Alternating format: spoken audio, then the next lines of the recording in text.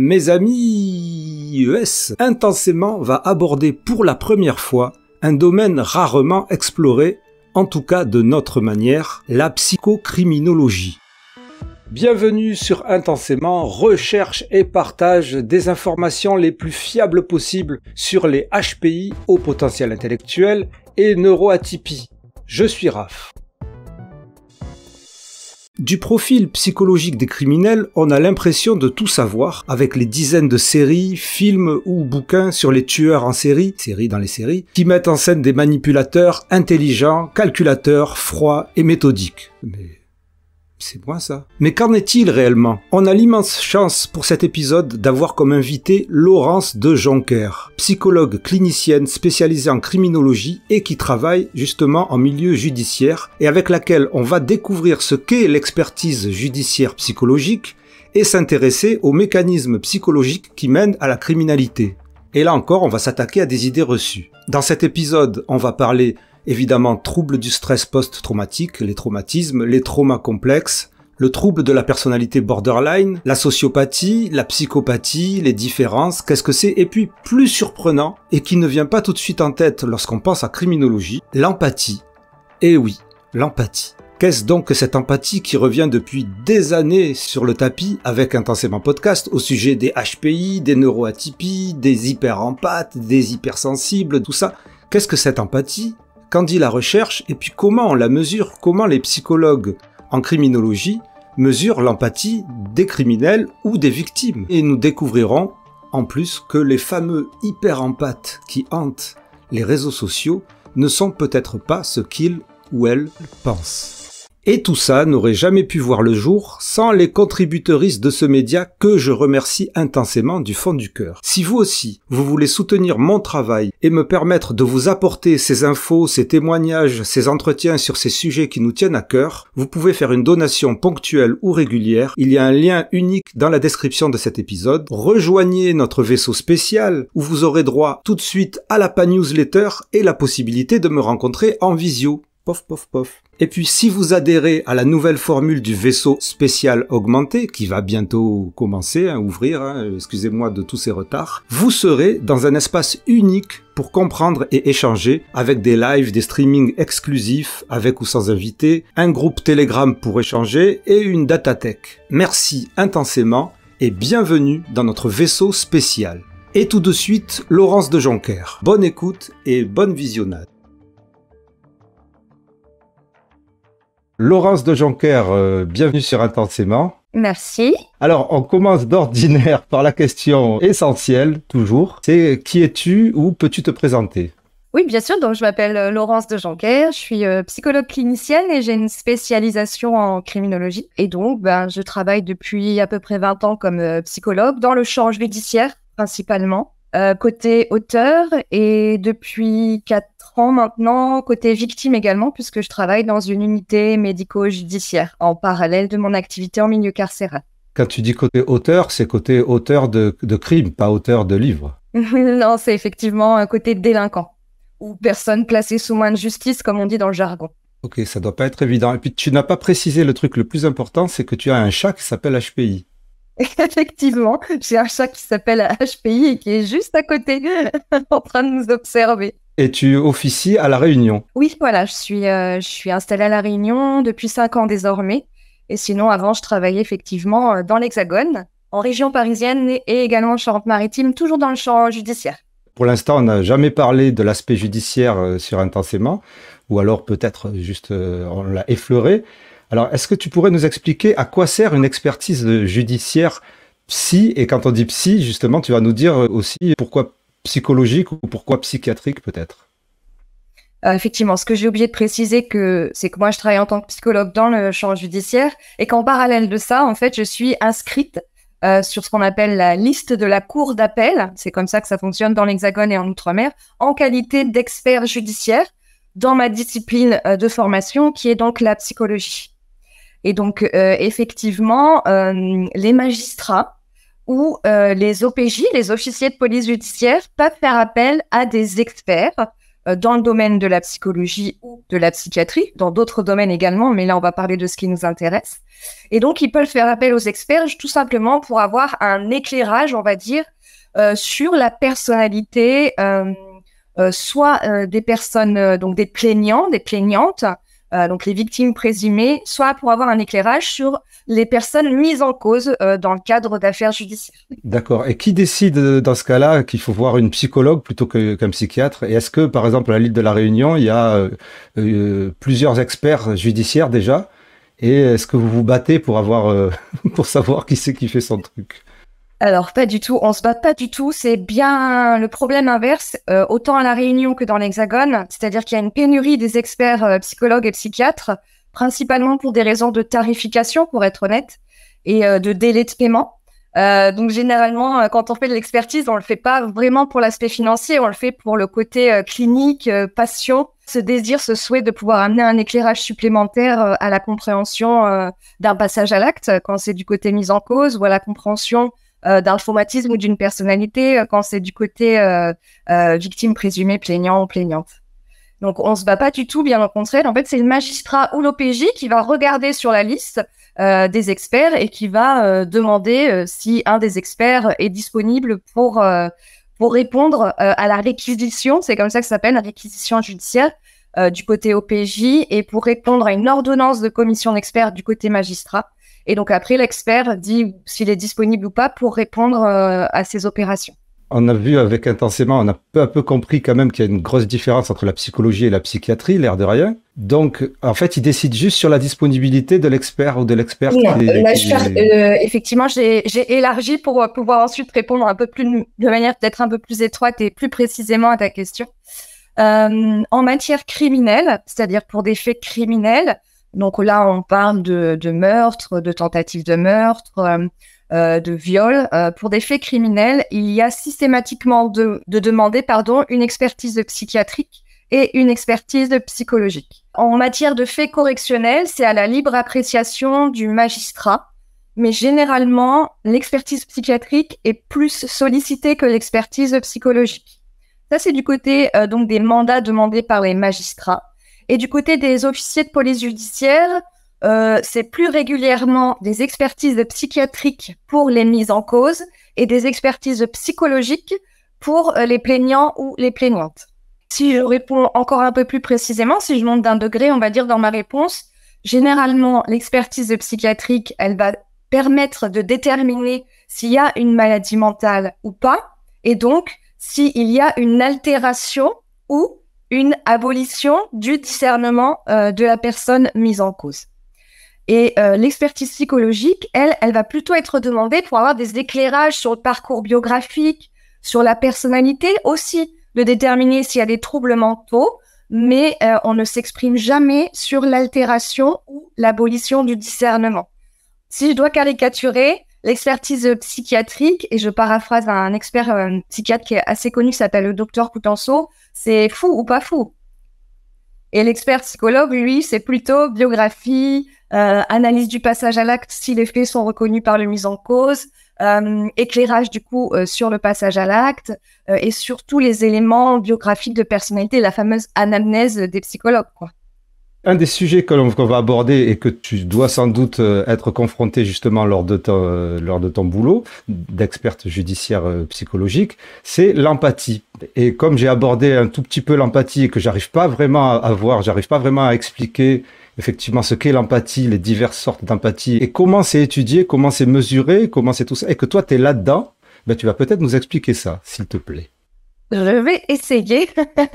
En fait, l'empathie, nous, on dit, les psys distinguent deux formes d'empathie. Il y a ce qu'on appelle l'empathie cognitive et puis l'empathie émotionnelle ou affective. Moi, je préfère utiliser le mot émotionnel parce que peut-être que ça parle plus. En fait, l'empathie cognitive, c'est vraiment comprendre intellectuellement les émotions de quelqu'un d'autre sans nécessairement les ressentir soi-même. En gros, c'est comprendre ce que l'autre ressent. C'est vraiment l'empathie cognitive. Et puis, il y a l'empathie émotionnelle où là, c'est un peu le diapason. C'est un criminologue canadien qui dit ça, c'est un peu le diapason. Là, c'est notre capacité à vibrer émotionnellement face à l'émotion de l'autre. Et donc, c'est ressentir ce que l'autre ressent. Donc, il y a ces deux formes d'empathie. Effectivement, l'empathie, on peut la mesurer dans le cadre de l'expertise judiciaire parce qu'elle est quand même, elle peut influer, notamment côté mise en cause, sur un risque de réitération du passage à l'acte transgressif, évidemment. Mais voilà, dans la clinique de manière générale, ça peut être aussi intéressant de mesurer l'empathie et de travailler à l'améliorer ou au contraire à faire en sorte qu'elle soit moins douloureuse. Je pense notamment dans les troubles de la personnalité borderline. Je sais pas si j'ai été claire. Si, c'est intéressant, mais on aimerait aller plus loin. Quels sont les liens entre l'empathie et la personnalité, et les personnalités, ou les troubles de personnalité, ou les pathologies? Aussi, moi, ce que j'aimerais juste savoir, juste une petite question par rapport à l'empathie. Quand on dit qu'une personne a beaucoup d'empathie, est-ce que ça veut dire forcément qu'elle reconnaît, que ce soit cognitivement ou émotionnellement, qu'elle reconnaît bien la bonne émotion, que ça soit chez l'autre ou chez elle? Oui, c'est une très bonne question et oui, c'est exactement ça. C'est effectivement la capacité à reconnaître la bonne émotion pour ce qui est de l'empathie cognitive. Et pour ce qui est de l'empathie émotionnelle, c'est la capacité à ressentir la bonne émotion. Si vous avez quelqu'un en face de vous qui est triste, l'empathie émotionnelle, ça va être de ressentir, en fait, d'être un peu traversé également par cette tristesse. Et de bien saisir que c'est la tristesse qui est en face et pas un autre type d'émotion. D'accord, mais alors comment toi tu le vois que c'est la bonne empathie ou pas chez la personne? Comment ça se mesure? Comment est-ce que quand tu te retrouves devant un ou une patiente pour l'expertise judiciaire ou autre, comment tu vois que la personne a une bonne empathie, que ça soit cognitive ou émotionnelle, et comment tu vois qu'elle n'en a pas en fait? J'analyse beaucoup l'empathie dans le cadre de mes expertises judiciaires, côté mise en cause, évidemment. Mais du coup, en gros, il y a évidemment l'entretien clinique, hein, c'est-à-dire depuis l'enfance, un petit peu comment les relations interpersonnelles sont abordées par la personne, comment elle se positionne vis-à-vis des faits qu'elle a commis. Voilà, ça peut être évidemment, il y a un questionnement en amont. Et puis après, si on veut, on peut utiliser des outils qui sont reconnus et validés scientifiquement. Il y a énormément de travaux dans la recherche scientifique sur l'empathie. Et donc là, on peut utiliser des échelles en fait qui nous permettent de mesurer l'empathie. Et puis il y a des échelles qui sont assez fines puisqu'elles nous permettent de mesurer les deux types d'empathie. Donc tu as ce que vous appelez les échelles, parce qu'à chaque fois les gens, on leur dit les échelles, mais ça veut dire des questionnaires, c'est ça, des questionnaires Oui. Voilà, qui sont validés scientifiquement et qui sont notés avec des barèmes et tout ça pour qu'on puisse voir tout ça. Pourquoi est-ce que la personne qui serait par exemple, qui serait une criminelle, elle te répondrait bien à ces questions? Il y a quand les questionnaires sont validés scientifiquement, alors peut-être pas tous, mais en tout cas pour ceux qui concernent l'empathie, il y a des questions dites de contrôle. Il y a des petites questions pièges qui se glissent à l'intérieur du questionnaire et qui en fait vont poser une question qui a déjà été posée en amont, qui vont poser la question de manière différente, en fait, de manière à piéger entre guillemets la personne qui va y répondre pour justement nuancer et avoir un score au plus proche de la réalité et quasiment dans toutes les échelles d'empathie, ce qu'on appelle la désirabilité sociale, hein, c'est-à-dire de répondre favorablement aux réponses pour donner la meilleure image de soi. Elle est inclue dans les échelles. Et donc, ça donne globalement un score, j'aime pas trop le terme, mais en tout cas, ça donne un aperçu peut-être un peu plus scientifique sur ce que nous, on a pu percevoir dans la clinique. Parce que c'est vrai qu'en expertise judiciaire, c'est mon point de vue, c'est pas toujours le point de vue de tous les experts, mais moi, mon point de vue, c'est que quand même, on travaille avec la justice et que nos écrits doivent être le plus scientifiques possible parce qu'il en va quand même de destin de personnes. Quand ce sont des mises en cause, on parle quand même d'incarcération, ça peut être de très longues peines de prison. Et puis quand on parle de victimes, on imagine bien évidemment aussi les dégâts pour les victimes. Donc il me semble qu'on doit vraiment apporter, que la clinique ne peut pas suffire et qu'il faut essayer au maximum d'apporter une dimension scientifique à ces écrits judiciaires. C'est là peut-être où se situe la difficulté du métier, c'est de rendre intelligible quelque chose qui ne l'est pas forcément, la psychologie, la psychiatrie, etc., la maladie mentale, le passage à l'acte criminel, comment expliquer le pire du pire. Et donc ça, c'était le travail justement des experts psychiatres et psychologues d'amener vraiment un éclairage compréhensible, intelligible à des personnes qui sont non psy, qui ne savent pas ce que c'est la pathologie mentale, qui ne peuvent pas comprendre au plan psychologique, en tout cas, un passage à l'acte transgressif, etc., etc. C'est tout le job de l'expert et c'est ce qui me passionne, honnêtement. Ouais, c'est fascinant. Je comprends que ça soit passionnant. Quel rôle jouent ces concepts d'empathie dans ton travail précisément? Tu viens de le dire au final. Et quels seraient donc les liens entre l'empathie et donc les différentes personnalités que tu retrouves lors de ton expertise? Dans les cadres de l'expertise judiciaire, on est confronté quasiment quotidiennement à des troubles de la personnalité, à la présence de troubles de la personnalité, notamment côté mise en cause. Et donc effectivement, l'empathie, elle va s'exprimer d'une manière différente selon le trouble de la personnalité auquel on va être confronté. Donc en expertise judiciaire, principalement côté mise en cause, on va être confronté aux troubles de la personnalité antisociale. Clairement, c'est ce qu'on va retrouver le plus régulièrement possible. Ça paraît pas complètement déconnant. Est-ce que tu pourrais le décrire brièvement pour les personnes qui connaissent pas, comme moi, Oui. par exemple? Donc d'après le DSM-5, donc Oui. le fameux manuel de référence en matière de maladie mentale, qui est largement perfectible, mais qui nous donne quand même au moins la possibilité d'avoir un langage commun, mais qui est vraiment perfectible. C'est important Oui. que tu le précises à chaque fois, ça, parce que moi, j'ai régulièrement des commentaires de gens qui me disent « Ouais, mais le DSM-5, tout ça », et moi, je leur explique que la plupart des spécialistes qui interviennent sur ce podcast ne considèrent pas le DSM-5 comme la Bible. Mais c'est un outil essentiel quand même, parce que ça vous permet de vous référer à quelque chose et de pouvoir parler à d'autres experts de cette manière-là. Oui, c'est exactement ça. En fait, c'est juste ça permet au moins d'avoir un langage commun, mais on n'est pas dupe de ce qu'il y a dans le DSM-5 et on n'est pas cantonné au DSM-5. Et puis maintenant, les études montrent que finalement, c'est une combinaison de facteurs ou une combinaison de troubles qui vont être le plus juste possible quand on doit définir une personnalité, en tout cas du côté pathologique. Et que oui, le DSM-5, ça nous permet juste d'avoir un petit angle de vue, mais c'est pas du tout utilisé comme la Bible, loin de là. Et donc, effectivement, le trouble de la personnalité antisociale, ça va être plutôt des personnes qui sont dans le mépris des droits des autres, qui ont des comportements impulsifs, qui sont dans la recherche de plaisir immédiat. Et donc là, pour eux, justement, l'empathie émotionnelle, le fameux diapason dont je parlais tout à l'heure, il va être plutôt déficitaire. Ils vont moins bien ressentir ce que les autres ressentent. Et donc, si on pense passage à l'acte, on se dit « Ah, ok, si je ressens moins bien ce que la personne ressent en face de moi, effectivement, ça peut participer à un passage à l'acte. » Mais là, je tiens vraiment à préciser quelque chose, c'est qu'un passage à l'acte, c'est plurifactoriel. C'est une combinaison, un enchevêtrement de facteurs qui vont mener à un passage à l'acte criminel. Que les choses soient claires. C'est pas qu'un déficit empathique, pas du tout. Sinon, il y aurait une flopée de passages à l'acte criminel sur cette terre. Mais c'est une variable qui peut influer. Et dans le trouble de la personnalité antisociale, l'empathie émotionnelle est déficitaire, effectivement. Ils peuvent comprendre ce que les autres ressentent, mais ils ne vont pas forcément le ressentir dans leur corps, on va dire.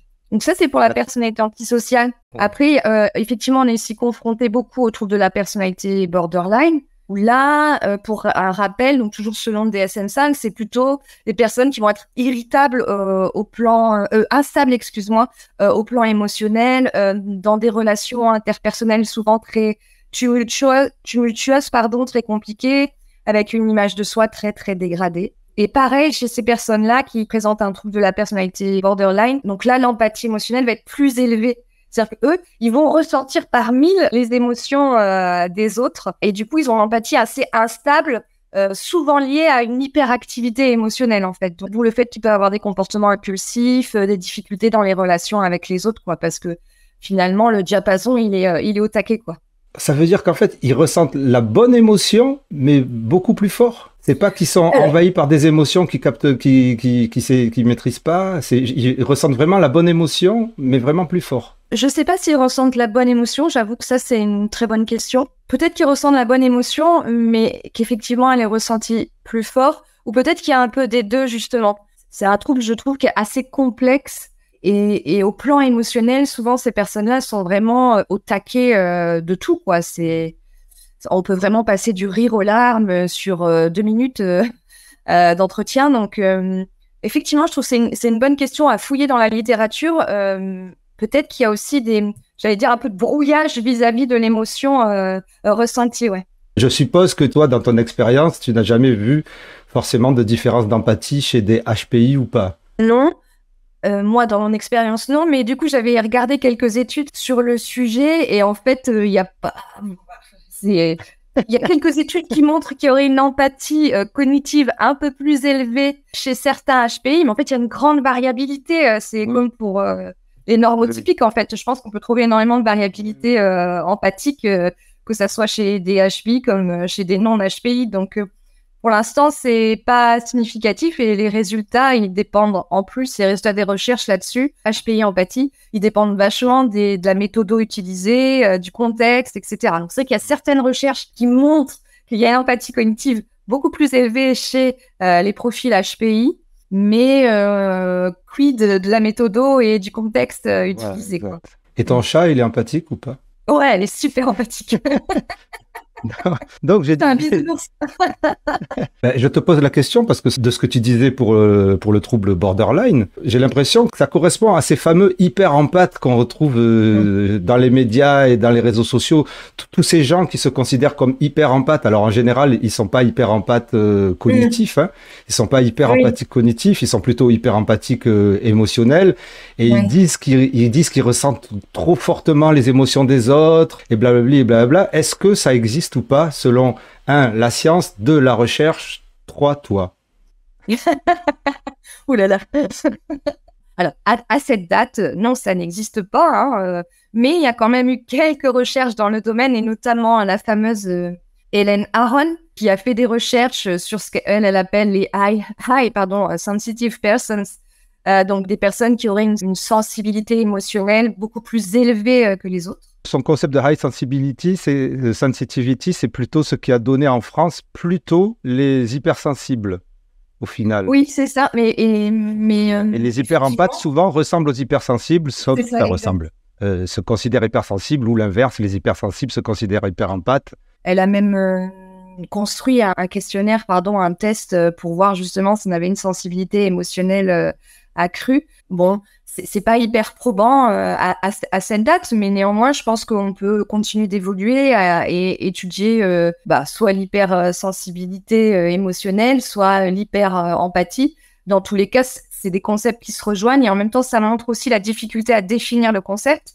Et donc, quand on a des difficultés à définir un concept ou un objet, ça devient compliqué après pour faire une recherche scientifique probante, valide, sérieuse là-dessus. Et je pense que c'est toute la problématique finalement de l'empathie ou de la sensibilité émotionnelle, c'est que en fait, c'est quoi?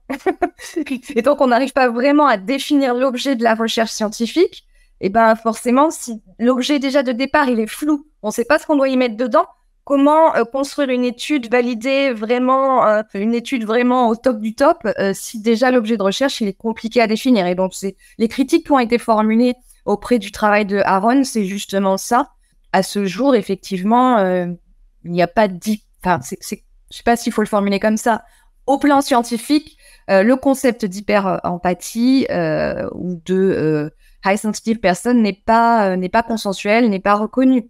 Mais pourquoi pas continuer, à mon sens, de les recherches là-dessus, les investigations, et peut-être qu'on arrivera à déterminer les choses. Mais les critiques les plus saillantes, c'est est-ce qu'on n'est pas en train de vouloir mettre une étiquette sur des gens alors qu'en fait, dans la vie, c'est normal. Il y a des gens qui peuvent être hypersensibles, d'autres moins. Comme il y en a qui aiment le chocolat et d'autres qui aiment moins le chocolat. Enfin, je veux dire, la comparaison est un peu maladroite, mais tu vois ce que je veux dire, quoi.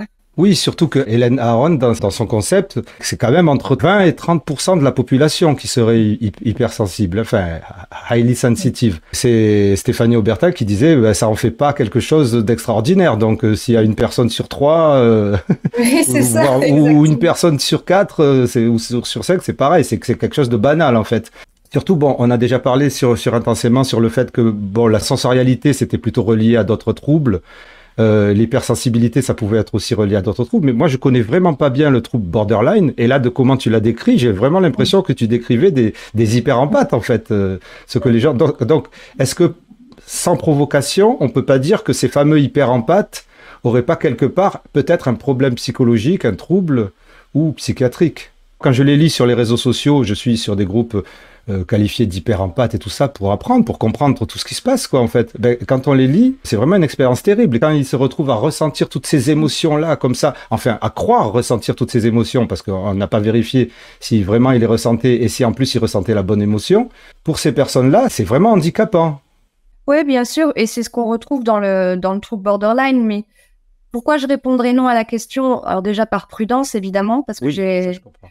ça me paraît évident, parce qu'en fait, souvent, et c'est ce que je dis quand je suis en procès d'assises, je reviens toujours à la complexité et à la multitude de facteurs qui peuvent jouer dans l'explication d'un comportement, d'un trouble d'une personnalité. Et en fait, dans le trouble borderline, il y a effectivement la dimension émotionnelle qui est très, très problématique, mais c'est rattaché aussi à d'autres variables, les conduites à risque, une image de soi extrêmement altérée, etc., etc. Donc, c'est finalement là aussi une combinaison de variables qui vont peut-être mener à la souffrance d'un sujet, d'un individu.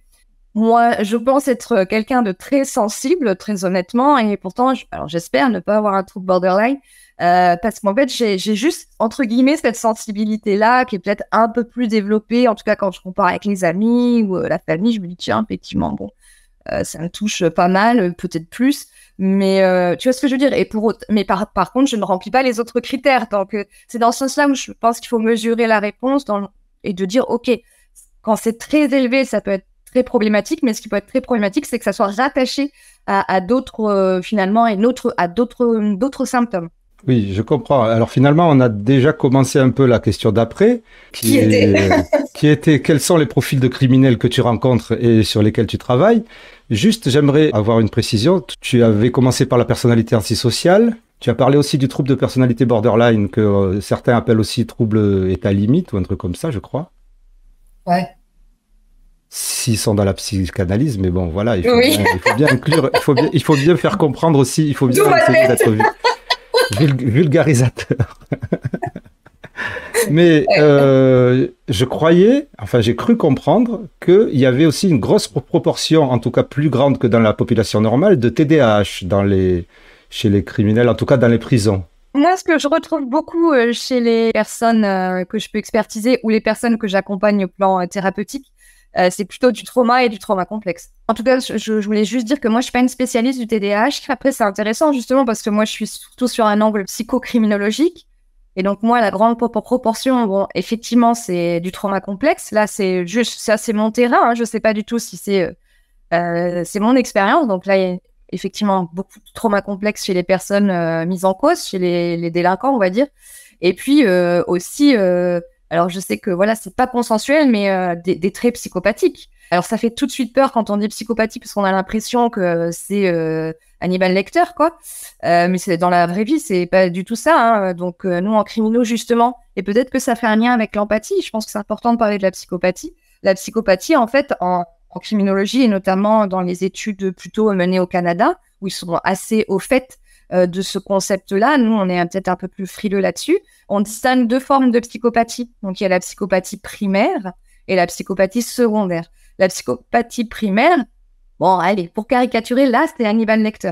Où là, effectivement, on est sur des personnalités qui vont être plutôt particulièrement intelligentes, et donc qui vont commettre des agressions instrumentales à froid.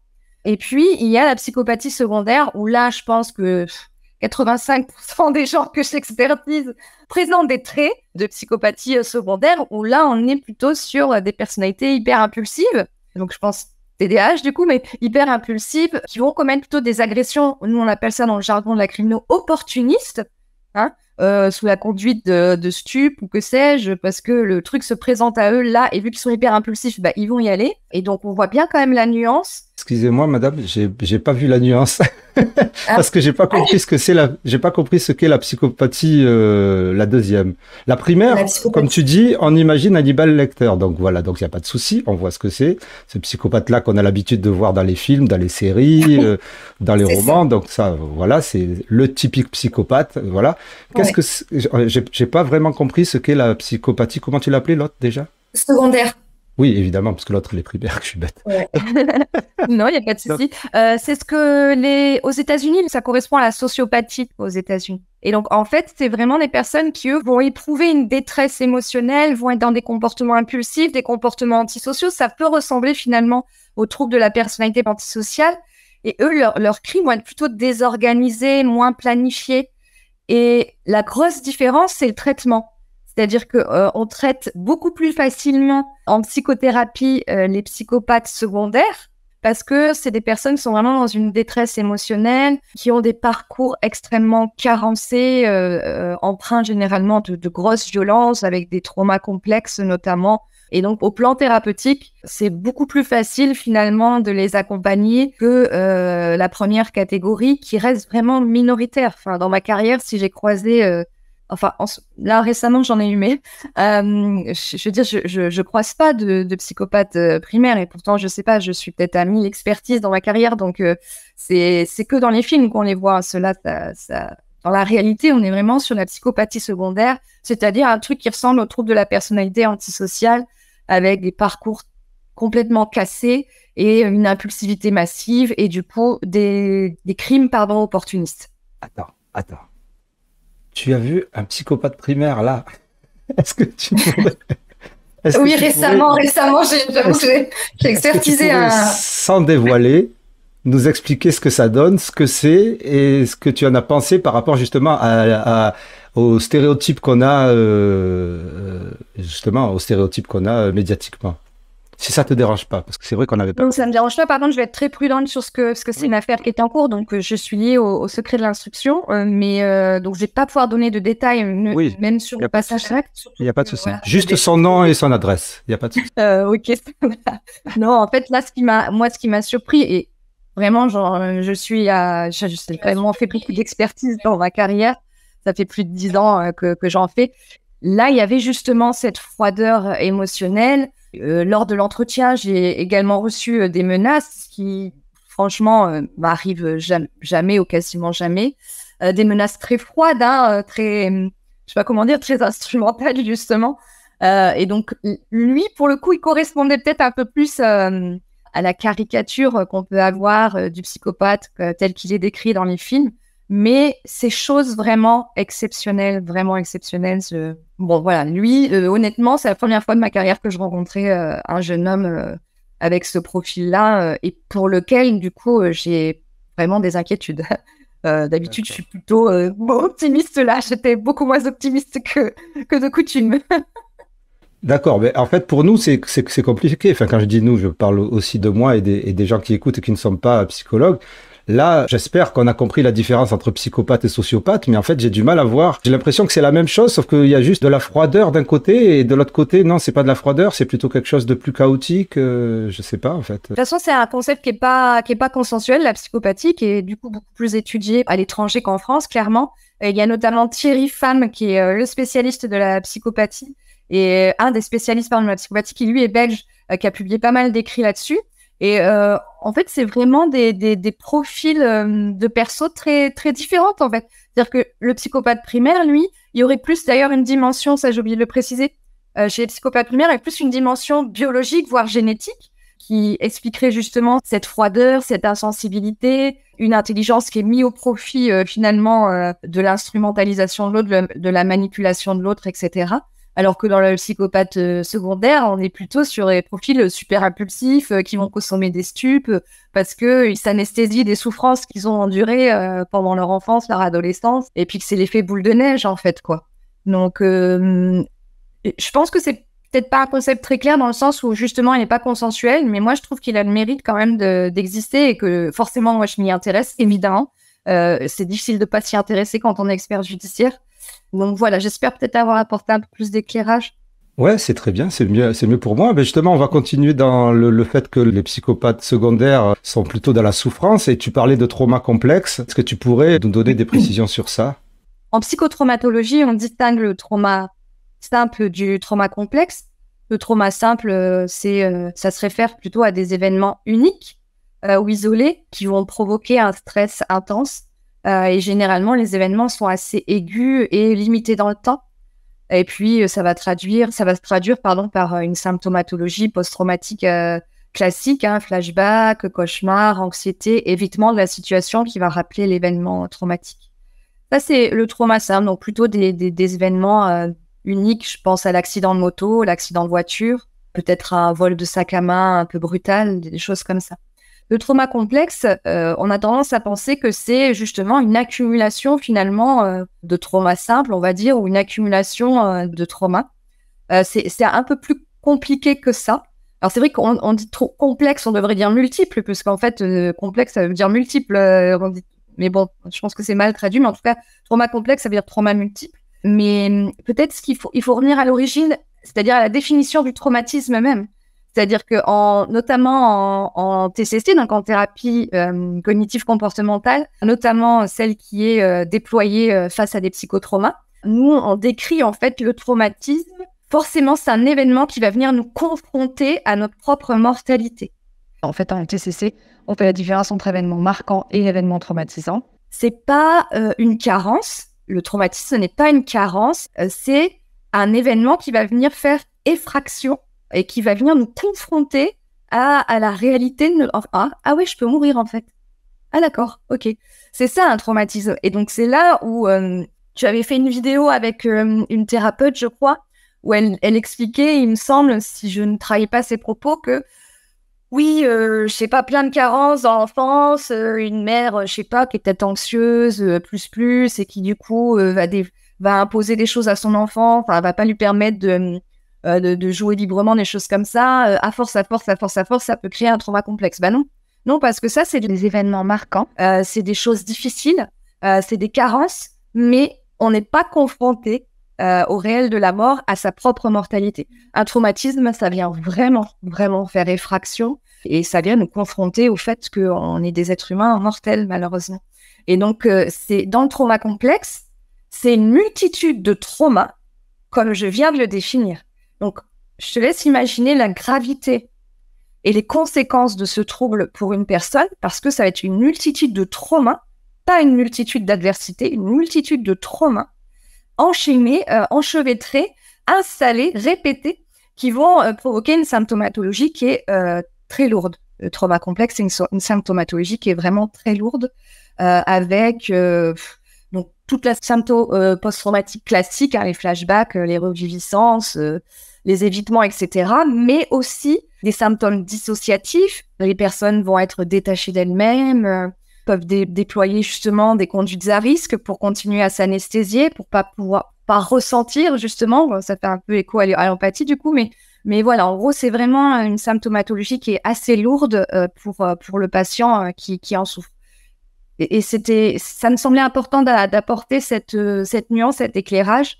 On est sur une accumulation de traumas. Typiquement, ça peut être par exemple des enfants exposés à de la violence conjugale, sachant que maintenant, toutes les études montrent qu'en plus, ça influe sur le développement des circuits neuronaux, d'être exposé à de la violence au quotidien. On sait que la violence conjugale, c'est justement du trauma répété et souvent sur du long terme. Évidemment, les femmes ou les hommes qui sont victimes de violences conjugales, ça peut développer des traumas complexes, des abus sexuels répétés, ça peut développer des traumas complexes. Donc, on voit bien qu'on est sur des choses d'une gravité, d'une sévérité qui dépasse la carence ou des parents qui sont un peu défaillants, quoi. On est quand même sur un autre level, quoi. En fait, alors ça, c'est dans le DSM-5, il y a le trouble de stress post-traumatique, on va dire simple, et puis il y a le trouble de stress post-traumatique complexe. C'est un trouble du stress post-traumatique, mais plus. Donc, on parle de la même chose, mais avec des symptômes en plus qui s'ajoutent, en fait. Tout dépend, c'est horrible de le dire comme ça, mais tout dépend du degré de négligence. Tout dépend aussi un petit peu des facteurs, ce qu'on appelle les facteurs pré-traumatiques. Je sais pas, moi, une personnalité peut-être un peu plus perméable, des choses comme ça. Alors ça, c'est pas hyper consensuel. Enfin, le mot, c'est pas consensuel, mais c'est pas hyper politiquement correct de le dire, mais néanmoins, il y a quand même des facteurs pré-traumatiques avec des personnalités qui, malheureusement, peuvent absorber plus violemment un trauma un autre type de personnalité. Donc, quelle sorte de bilan fait-on en expertise judiciaire? Et y a-t-il des tests d'intelligence? Et pourquoi on ferait ces tests d'intelligence? Alors, les rapports d'expertise judiciaire sont très hétérogènes, malheureusement, parce qu'en fait, c'est opérateur dépendant, c'est psychologue dépendant, psychiatre dépendant.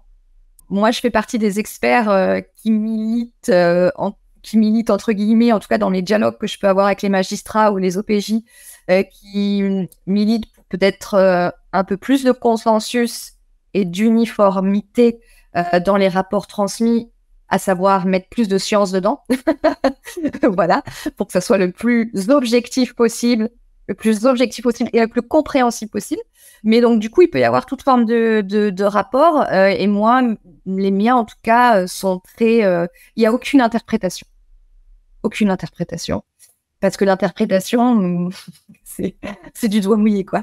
Donc, oui, je peux avoir des ressentis, ça, ok, mais ça, c'est de côté. Donc, il n'y a aucune interprétation. Donc, je vais me baser sur des critères. Tiens, quels sont les facteurs de risque de récidive si c'est un passage à l'acte, je sais pas, un viol? Quels sont les facteurs de risque selon la littérature scientifique? Quels sont les facteurs de risque en matière sexuelle?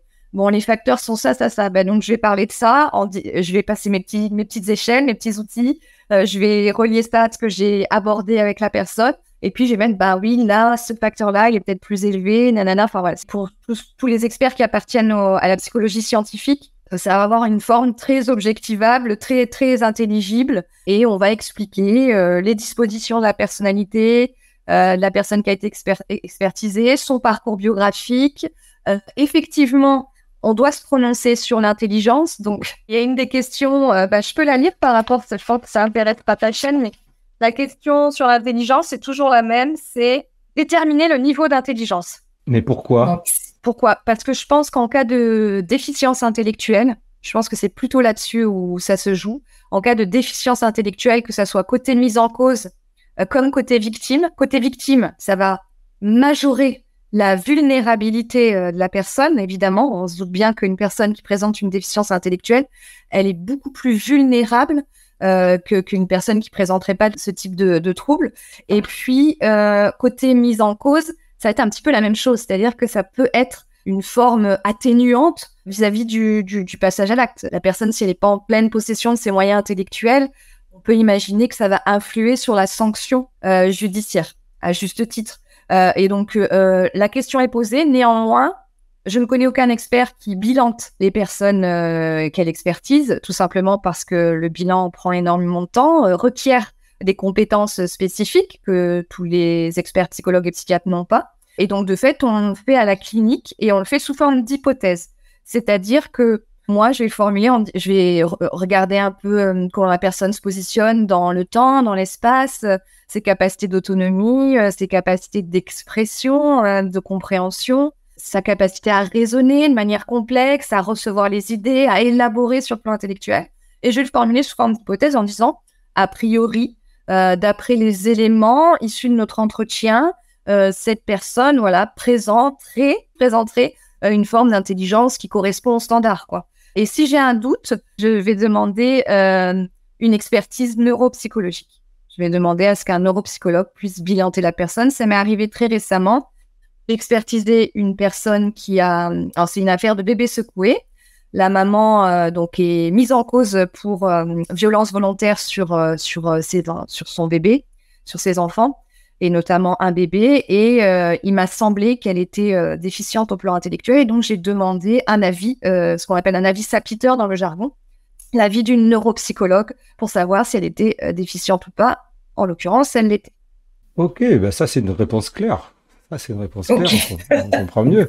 Non, mais c'est vraiment génial, c'est fascinant. Moi, j'aurais 490 000 questions à poser. Alors, avant de passer à la bouteille à la mer ou le message, j'avais pas prévu, mais c'est vrai qu'on en a parlé juste comme ça, The Elephant in the Room. Est-ce que tu vois beaucoup de psychanalyse dans ton boulot qui débarque durant les, je sais pas comment tu appelles ça, les procès, je sais pas comment on appelle ça, toute la démarche judiciaire. Est-ce qu'il y a beaucoup de psychanalysation de tout ça? Oui, il y a beaucoup d'experts judiciaires qui appartiennent à l'école psychanalytique. Donc, il y a beaucoup d'écrits en expertise judiciaire, que ce soit côté psychiatre comme côté psychologue, qui vont baser leurs éclairages, leurs explications auprès des magistrats ou des OPJ sur les concepts psychanalytiques. Donc, on peut retrouver le complexe d'Oedipe dans un rapport d'expertise judiciaire à charge la charge neurologique, après à la barre, ce que ça signifie et en quoi ça joue sur la personnalité, le développement de la personnalité ou la participation à un passage à l'acte criminel. Oh là là. Et dans ce cas-là, si tu y es, toi, dedans, tu dis pas non mais c'est n'importe quoi? Il y a qu'un seul expert par affaire criminelle. On mandate un expert psychologue et un expert psychiatre. Donc, si c'est un expert psychologue ou psychiatre d'obédience psychanalytique, c'est clair que c'est pas moi. Donc, moi, je n'interviens pas, mais ce que je veux dire, c'est que dans la réalité du terrain, certaines expertises, évidemment, si elles sont rédigées et réalisées par des psychanalystes, vont avoir une coloration psychanalytique dans les écrits. Moi, je les vois passer parce que moi, je travaille que pour les magistrats instructeurs, les juges d'instruction. Je ne travaille pas pour les OPJ, c'est-à-dire les OPJ, c'est plutôt dans le début de l'enquête où des fois, il manque des billes et du coup, l'OPJ va avoir besoin d'un éclairage, donc il va saisir un expert. Moi, je suis vraiment au-dessus dans la chaîne judiciaire, je veux dire. C'est-à-dire que je suis mandatée quand quasiment sûr il va y avoir un procès, quoi. Je caricature, mais quand on est au niveau du juge d'instruction, c'est que les doutes sont sérieux vis-à-vis du mis en cause. En enquête préliminaire, c'est le début de l'enquête. Donc voilà, l'expertise va servir, c'est un élément en plus pour l'enquêteur, si on veut. Donc voilà, mais du coup, ça m'arrive, dans les procédures que je reçois des juges d'instruction, de voir les expertises qui ont été menées en enquête préliminaire et donc de voir effectivement qu'il y a des expertises rédigées par des psychologues ou des psychiatres qui sont d'obédience psychanalytique.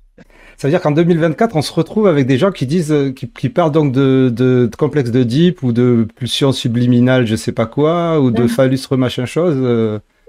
Oui, ou j'ai vu des rapports où le TAT et le Rorschach sont utilisés. J'espère que ça donnait des bons procès après quand même, parce que... Alors, c'est une pièce dans la procédure judiciaire, c'est pas l'expertise judiciaire qui fait le procès, heureusement. C'est un éclairage parmi tant d'autres, parmi l'éclairage des médecins légistes, parmi l'éclairage des enquêteurs, parmi l'éclairage de la biologie, des preuves recueillies sur la scène, etc. Donc, évidemment, ça a une influence, l'expertise a une influence, mais c'est une influence qui reste raisonnable dans le sens où elle est combinée à évidemment tout un tas d'autres preuves ou semi-preuves ou témoignages, etc., etc. Là où elle a un peu plus d'influence, l'expertise judiciaire, psychologique ou psychiatrique, c'est quand il n'y a pas de preuves, justement, il y a rien au niveau bio, il n'y a rien au niveau médecine légale, c'est juste témoignage contre témoignage, parole contre parole. Là, l'expertise psychologique ou psychiatrique peut avoir un petit peu plus de poids, un tout petit peu plus de poids, mais le magistrat reste évidemment le seul décisionnaire et il s'inspire de tout ce qu'il a pu recueillir pour porter une décision, pour proposer une sanction judiciaire. Hein. Évidemment, l'expertise, c'est un maillon parmi tant d'autres. Bon, ben en tout cas, écoute, j'avoue que franchement, ça doit être une sacrée responsabilité de faire ça. Je pourrais pas, moi, je pourrais pas. Je dormirais pas. Hein. Je sais pas comment tu fais pour dormir. Ça m'a généré quelques insomnies parfois, j'avoue, sur certains procès. Surtout que j'aime beaucoup, beaucoup l'expertise. Je trouve que c'est vraiment un travail passionnant. Et on fait des rencontres incroyables parce qu'on est confronté justement à l'incroyable, à l'extraordinaire. Et j'aime vraiment beaucoup, beaucoup ces missions. Et après, effectivement, j'en mesure chaque jour la responsabilité. Et c'est pour ça que pour moi, ça me semble important de rendre ce rapport le plus scientifique possible, le moins interprétatif possible, parce qu'il y a des êtres humains en jeu derrière, tant du côté plaignant, évidemment, que du côté mise en cause. Et je pense qu'il faut rester très humble. Et si on ne sait pas, on ne sait pas. C'est pas grave. On a le droit de ne pas savoir. On pourrait presque terminer sur ça, mais on va pas terminer sur ça. mais en tout cas, moi, ça me fait penser que ça serait bien de te réinviter pour parler du côté victime, parce que c'est vrai que là, on a parlé plutôt du côté... Mais bon, sinon, là, ça risquerait de faire très long. Donc, ton fameux, as-tu un message à envoyer ou une bouteille à la mer? J'ai réfléchi à la bouteille à la mer. Moi, ça serait, vu que je suis quand même du côté judiciaire, ça serait tant du côté victime que côté auteur, d'ailleurs, que côté criminel, pour être plus clair. Ma bouteille à la mer, ça serait de dire que tout ce qu'on voit dans les médias, de prendre beaucoup de distance avec ce qui peut être communiqué dans les médias sur tout ce qui est affaires criminelles. Il y a beaucoup de sensationnalisme, dans les médias. Il y a pas beaucoup de nuances. Il n'y a pas beaucoup de personnes, d'experts justement, ou de personnes qui maîtrisent la littérature scientifique en matière de délinquance ou en matière de victimologie qui sont interrogées ou qui sont consultées. Donc, on est plutôt à chaque fois sur des invités qui connaissent pas grand-chose et qui qui mettent encore de l'huile sur le feu. Donc ça serait ma bouteille à la mer, ça serait voilà d'être vigilant vis-à-vis de ce qu'on peut entendre dans les médias sur les violeurs, sur les victimes de viol, enfin peu importe en tout cas tout ce qu'on peut. Je trouve que ça brasse beaucoup de croyances, ça alimente beaucoup de croyances populaires qui, à l'épreuve de la littérature scientifique, ben non, en fait, c'est pas ça la réalité, c'est pas ça. Donc justement, mon propos, c'est de dire de développer un esprit critique vis-à-vis de ce qui peut être communiqué dans les médias en matière de délinquance, en matière de traitement de la délinquance, surtout ça d'ailleurs. Il y a beaucoup c'est Patrick Lussier, un criminologue spécialisé dans la délinquance sexuelle qui parle de populisme pénal et je trouve qu'il a assez raison. Il faut faire attention au discours peut-être très politisé justement. Oui, pour lutter contre la délinquance, il faut faire ci, il faut faire ça, il faut faire ça. Bah, en fait, à l'épreuve de la littérature scientifique, généralement, ce qu'on entend dans les médias, c'est ce qui ne marche pas. Donc, on propose des solutions qui ne fonctionnent pas. Donc voilà, peut-être avoir un esprit critique vis-à-vis de ce qu'on nous communique et d'aller voir ce que propose la littérature scientifique en matière de prévention de la délinquance, en matière de délinquance sexuelle, en matière de victimes de violences sexuelles ou autres faits. Alors moi, je suis plus spécialisée dans les violences sexuelles, c'est pour ça que je reviens là-dessus, mais voilà un petit peu ma bouteille à la mer. Voilà, si cet épisode vous a apporté quelque chose, de la connaissance ou de la matière à penser, n'oubliez pas de faire les gestes qui aident et venez rejoindre notre vaisseau spécial. Merci intensément. Un énorme merci à Laurence de Joncker pour ce partage d'expériences et de connaissances. Sportez-vous bien, intensément c'est le podcast Divergent, intensément c'est le show potentiel, chaud.